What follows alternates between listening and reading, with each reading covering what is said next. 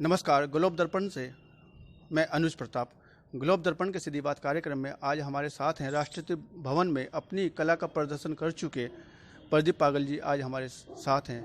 मैं उन्हीं प्रदीप पागल जी की बात कर रहा हूं जो हमेशा बड़े मंचों को अपने फन के उस पर अच्छी शोभा दिया करते थे, लेकिन इस बीते कोरोना काल में लगे लॉकडाउन में उन्होंने बहुत गरीबी जैसी स्थिति से रूबरू हो रहे हैं। यहाँ तक कि लिंक रोड पे, सहारनपुर में लिंक रोड पे एक जलपान की एक दुकान आज वो चला रहे हैं।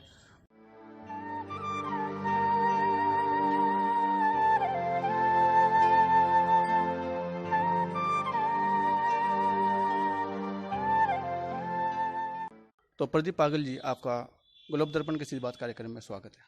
ग्लोब दर्पण के सभी सदस्यों को, सभी सुन देखने वालों को मेरी ओर से सबको जय माता की। हाथ जोड़ के सभी को जय माता की। प्रदीप पागल जी, जानना चाहेंगे कि आप जो है इस कलाकारी की दुनिया में कब से कार्य कर रहे हैं? मेरा बचपन से ही शौक था कि मैं कला के प्रदर्शन में आऊँ। बचपन से मेरी इच्छा थी कि मैं कलाकार बनूं और ये इच्छा रही है। 1985 से मेरे जीवन की शुरुआत हुई कला के मंच पर आने के लिए। बड़े मुश्किल से मंच मिला और नाम मंच मिलने के लिए जगह जगह गया, तो उसके लिए मुझे वेटर का काम भी करना पड़ा कि मुझे मंच मिल जाए। जब मैं वेटर का काम कर रहा था तो मुझे यंग्स ऑर्केस्ट्रा से मंच मिला। मैंने वहाँ से जीवन की अपनी शुरुआत की डांस से। तो अभी तक के जीवन में ये कितने कार्यक्रम आपने किए, किस तरह का आपका कार्य रहा है? अभी तक के जीवन में बहुत सारे प्रोग्राम किए। डांस के बाद मैंने म्यूजिकरी, लाफ्टर, अनाउंसिंग, एंकरिंग सब किया और उसके बाद आगे बढ़ने की बड़ी बड़ी कोशिश की। अच्छे लोगों से सीखा, आगे बढ़ता रहे और जीवन में ये रास्ता सुना कि हमें कला के माध्यम से जीवन में आगे बढ़ना, यही हमारे एक जीवन का सदस्य रहा है। ये हमारी रोजी रोटी बने, ये हमारे परिवार का साधन बने। इसके साथ सरस्वती माँ ने हम पे कृपा की और हमें जीवन में इसका साथ दिया। ये माँ भगवती का अपार कृपा, आनंदी कृपा का धन्यवाद। प्रदीप जी, आपको जो है अपनी कला का प्रदर्शन करने का मौका किस किस बड़े मंच पर मिला है अभी तक, ये बताएंगे? मैं 1994 में पंजाब चला गया। वहाँ से मुझे बड़े बड़े मंच पर जाने का मौका मिला। हिंदुस्तान का सबसे बड़ा मंच ऑर्केस्ट्रा का झनकार ग्रुप में मौका मिला। वहाँ से मैं पंजाबी कलाकारों के साथ काम किया। श्री गुरदास मान जी, हंसराज हंस जी, गुरसेवान, मृगेश सिंह, बड़े बड़े स्टारों के साथ काम करने का अवसर मिला। उससे ज़्यादा 2000 में मुझे बम्बई जाने का मौका मिला। संजीव दर्शन, नदीम शर्मन जी के बेटे की शादी में प्रोग्राम करने का अवसर मिला। फिल्म इंडस्ट्री में कल्याण जी, आनंद जी भाई की टीम में जाने का अवसर मिला। तो ये बम्बई में रहने का अवसर मिला। ये संगीत का ही शुक्र है, एक से बढ़कर एक जगह जाने का अवसर मिला। ये जीवन का एक सार मिला। यही मध्यम रहा है कि संगीत का इतना शुक्र है कि ऐसी ऐसी जगह अवसर मिला। क्या राष्ट्रपति भवन में भी आपने, जैसा अभी मैं सुना है कि राष्ट्रपति भवन में भी क्या आपने जो कार्य किया है, कला का प्रदर्शन किया है, वो किस तरह का अनुभव आपका रहा है? ये सोचा नहीं था कभी कि मुझे राष्ट्रपति भवन में मौका मिल जाएगा। 2005 3 दिसंबर को मुझे पीबीजी के प्रोग्राम में राष्ट्रपति भवन में जाने का मौका मिला। जब हमारे राष्ट्रपति थे आदरणीय डॉक्टर एपीजे अब्दुल कलाम साहब, जब मुझे प्रोग्राम करने का अवसर मिला तो उस पल को मैं जीवन में कभी नहीं भुला सका। ये मेरे जीवन का सबसे सुनहरा पल मिला। ये शायद ईश्वर की एक ऐसी कृपा थी जो मैं सोच भी नहीं सकता था कि मैं राष्ट्रपति भवन में काम करने का अवसर मिलेगा। यूँ तो मैंने सहारनपुर में एक से एक आर्टिस्ट को लाने का अवसर मिला। बहुत बढ़िया कलाकारों को मैंने बहुत अच्छे मंच दिए और जीवन में नोया कक्कड़, सोनू कक्कड़, सोनू निगम, बड़े बड़े स्टारों के साथ काम करने का अवसर मिला। माँ भगवती का जागरण करने का अवसर आदरणीय नरेंद्र चंचल जी, अशोक चंचल जी, लखवीर सिंह लखा जी और बहुत अच्छे कलाकारों के साथ काम करने का शायद ये सोच भी नहीं सकता था, जहाँ मुझे मेरी महारानी ने मुझे नवाज दिया। क्या किसी तरह का आपको जो है अवार्ड या किसी तरह का सम्मान भी आप, क्योंकि आपने लगातार कला के लिए काम किया, माँ सरस्वती के लिए काम किया है, क्या आपको किसी अवार्ड से भी नवाजा गया कभी? जी हाँ, मुझे 99 में हिंदुस्तान के 7 लोगों को बेस्ट एंकर का अवार्ड दिया गया और वो मेरे लिए जीवन में बहुत बड़ी खुशी की बात थी। मोहम्मद रफी साहब अवार्ड नाइट अमृतसर में मुझे पंजाब गवर्नमेंट ने ये अवार्ड दिया था। मेरे लिए बहुत सौभाग्य की बात है। सहारनपुर रतन से भी मुझे बहुत सारे, दिल्ली में भी काफ़ी अवार्ड मिले, 60-70 अवार्ड मिले, जिनका मैं जिक्र नहीं करता अलग अलग जगह से। तो मैं बड़ा शुक्रगुजार हूँ मालिक का, हर वक्त धन्यवाद करता हूँ कि इसने इतना नवाज दिया। ये सिर्फ संगीत का ही शुक्र है जिसकी वजह से मुझे सब कुछ मिला। पागल जी, आप जो एक ग्रुप भी चलाते हैं, पागल ग्रुप के नाम से चलाते हैं, तो उससे थोड़ा उसके संबंध में बताएंगे और आपने ये किस तरह के कलाकारों को सामने लाने का, मंच देने का कार्य किया और किस तरह के कलाकार आप जो है अपनी गुरुकुल में जो है निकालने का कार्य कर रहे हैं, थोड़ा बताएंगे। जिस तरह मुझे कभी मंच नहीं मिल पाया था, लोग मंच से तरसते थे, तो मैंने जब ग्रुप चलाया तो मैंने सोचा था कि जैसे मेरे भाई बहनों को ग्रुप नहीं मिलता, जैसे मुझे नहीं मिला, ऐसे मैं भी उनको एक मंच दूं। उसके बाद मैंने बहुत सारे लोगों को मंच दिया और वहाँ से वो आगे बढ़े, उनको रोटी रोजी का साधन मिला। उसके बाद हिंदुस्तान में उन्होंने जगह जगह काम किए, पंजाब, दिल्ली, बॉम्बे, यहीं से गए। तो मैं इस बात का बड़ा धन्यवाद करता हूँ। उन्होंने जो हमारे पास से सीखा, जो आगे बढ़े, उसका बड़ा धन्यवाद है। और जब डीजे आया 97 में, बहुत सारे लाखों लोग बेरोजगार हो गए। तो उस वक्त मैंने अपना ऑर्केस्ट्रा, अपना बैंड जिंदा रखा, बहुत सारे लोगों को रोजगार दिया। उसमें लेडीज संगीत सिटिंग शो, उसको मैं पश्चिम उत्तर प्रदेश में लाया, जगह जगह प्रोग्राम किए, फैमिली प्रोग्रामों के लिए उसका एक जगह बनाई, उससे हमारे लोगों को बहुत रोजगार मिला। मैं माता के जागरण नहीं करता था, माता के मैंने जागरण किए, 10 मेरे सिटिंग शो होते तो 5 जागरण होते, उससे लोगों को रोजगार मिला, उसका एक साधन मिला। हमारे परिवार कलाकार भाइयों को बहुत साधन मिले, उसका मैं धन्यवाद करता हूँ बहुत बहुत। ये पल मुझे मिले।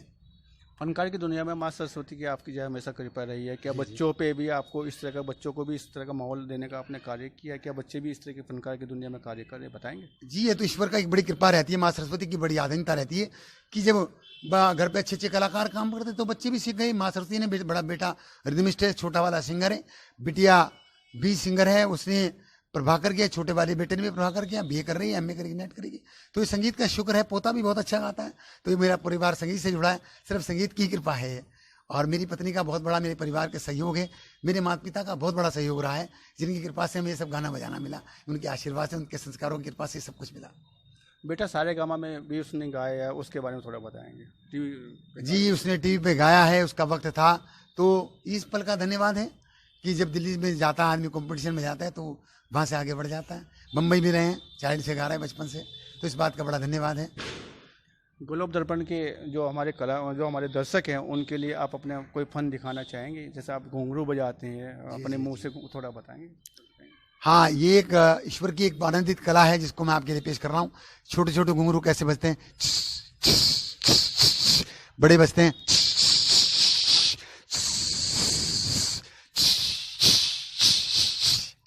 हालांकि घुंघरू बजाने में मैं समझता हूँ कि बड़े बड़े माइकों की आवश्यकता पड़ती है, बड़े एक माहौल की आवश्यकता पड़ती है। यहाँ पे उस तरह की शायद साउंड ना निकले, लेकिन आपका प्रयास बड़ा सराहनीय प्रयास रहा है, तो इसके लिए आपको हृदय से धन्यवाद।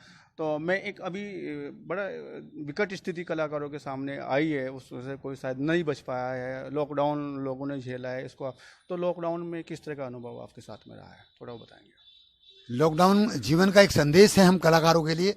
शायद ऐसा कभी सोचा भी नहीं था कि जीवन में, भारतवर्ष की दुनिया में ऐसा आ जाएगा। ये एक विपरीत घटना है जिसको हम सोच भी नहीं सकते थे। समस्त कलाकारों के लिए जो सीनों कभी सोचा भी नहीं था, और कलाकार अपनी सेविंग कभी नहीं करता, वो अपना पैसा लाता, अपने खाता का, तो कभी सोचता नहीं था कि ऐसा हो जाएगा।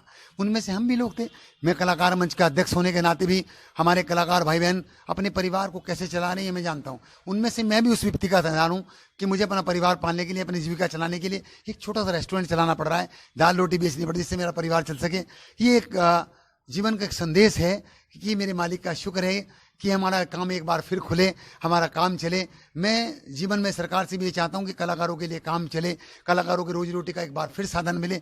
लाखों कलाकार बेरोजगार हो गए हैं, उनके पास कोई साधन नहीं कि वो कोई काम कर सके, उनके पास कोई जीविका का ऐसा कोई साधन नहीं कि उनके पास कोई साधन हो कि वो अपना परिवार पाल सकें।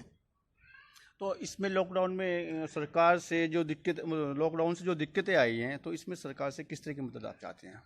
सरकार से हम ये मदद चाहते हैं कि हमारा काम खोल दिया जाए, हम कलाकारों को एक बार रोजी रोटी का फिर साधन मिल जाए, हमारे परिवारों को एक वैसे का वैसे जीविका चलाने का एक साधन मिल सकते हैं। बहुत सारे लाखों कलाकार मेरे शहर में, बहुत सारे आर्टिस्ट जो आज कोई सब्जी की रेडी लगा रहा है, जो बेचारा कोई कपड़े का काम कर रहा है, फेरी लगाने का काम कर रहा है, कोई परचून की दुकान कर रहा है, कोई किस तरह के काम कर रहा है कि अपने परिवार की अपनी जीविका चला रहा है। कलाकार ने कभी सोचा भी नहीं था कि शायद मेरे जीवन में ऐसी विपदा आ जाएगी। हिंदुस्तान में आज पूरे भारतवर्ष में कलाकारों के साथ यही घटना चल रही है। जिनके पास शायद बहुत बड़े बड़े कलाकार होते हैं, उनके पास पैसा होता है, हम जैसे छोटे कलाकारों के पास पैसा होता है नहीं, अपने परिवार को हम पालते हैं। क्योंकि गरीबी में जन्म लेने के बाद यहाँ तक पहुँचने के लिए बहुत बड़ा प्रयास, ये माँ की कृपा है कि वो सब काम अच्छा करेगी।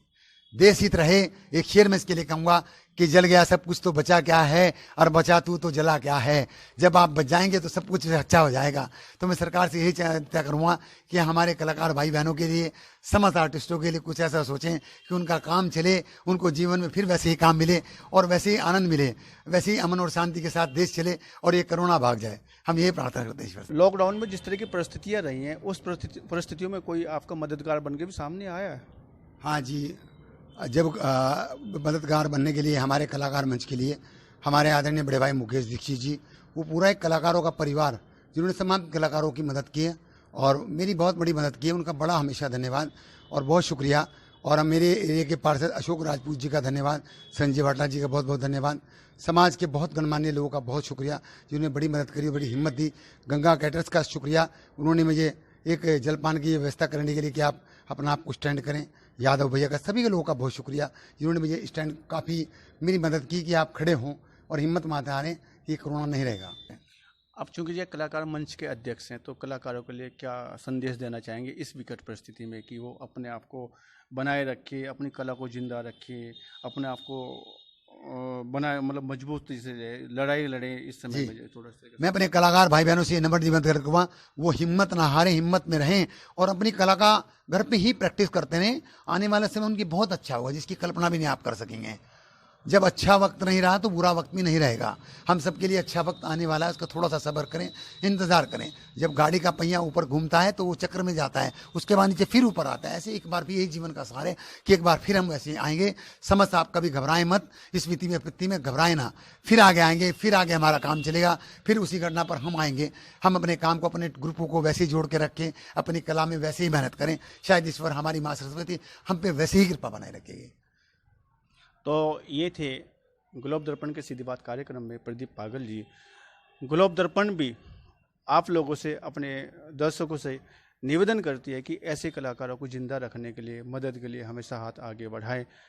ग्लोब दर्पण परिवार प्रदीप पागल जैसे कलाकारों से को ये शुभकामनाएं और परमात्मा से प्रार्थना करती है कि कल फिर सवेरा होगा, कल फिर उजाला होगा।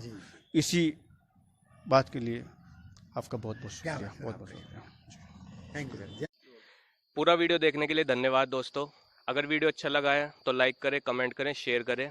और अगर आप हमारा ये वीडियो फेसबुक पर देख रहे हैं तो पेज को लाइक करें, और यूट्यूब पे देख रहे हैं तो चैनल को सब्सक्राइब करें। थैंक यू दोस्तों।